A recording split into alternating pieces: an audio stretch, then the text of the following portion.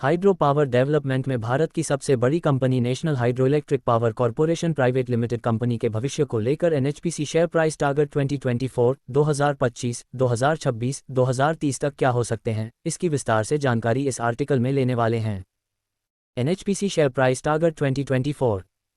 Company के ऊपर वर्तमान में 28,142.73 करोड़ का कर्ज है, जिसे भविष्य में धीरे धीरे कंपनी कम करती है। तो साल 2024 में इसका पहला टारगेट आपको 120 रुपये और दूसरा टारगेट 150 रुपये तक जा सकता है। NHPC share price target 2025।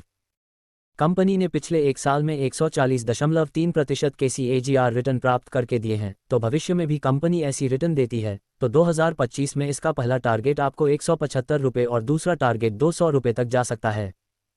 NHPC share price target 2026। Company की सालाना टोटल नेट सेल्स जो मार्च 2019 में 8,161.18 करोड़ की है, जो अब बढ़ाते हुए मार्च 2023 तक 9,316.34 करोड़ की हुई है। मतलब कंपनी लगातार ग्रोथ कर रही है। भविष्य में भी कंपनी ऐसे ही ग्रोथ करेगी तो साल 2026 में इसका पहला टारगेट आपको 230 रुपये और दूसरा टारगेट 260 रुपये तक जा सकता है। NHPC share price target 2030।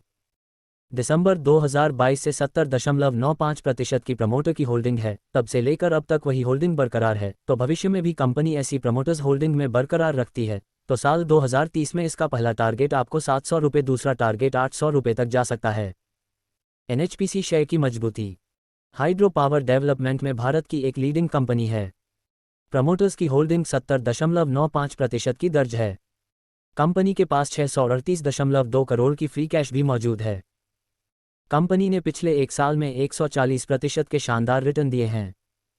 NHPC share की कमजोरी। 3 साल का कंपनी का प्रॉफिट ग्रोथ 8.43% का है। कंपनी का पिछले 3 साल का रेवेन्यू ग्रोथ 2.7% का है। कंपनी के ऊपर जो कर्ज है उसकी राशि 28,142.73 करोड़ की है। डिस्क्लेमर, इक्विटी न्यूज़ का विजन भारत में वित्तीय साक्षरता को बढ़ावा देना है। हम जो सामग्री पोस्ट करते हैं वह विशुद्ध रूप से शिक्षा और मनोरंजन के उद्देश्य से है। हम सेबी पंजीकृत वित्तीय सलाहकार नहीं हैं, इसलिए हम कोई निवेश या वित्तीय सलाहकार सेवाएं प्रदान नहीं करते हैं। आप अपने पैसे और अपने फैसलों के लिए पूरी तरह जिम्मेदार होंगे। कृपया अपने वित्तीय निवेश के लिए किसी सेबी पंजीकृत वित्तीय सलाहकार से परामर्श लें।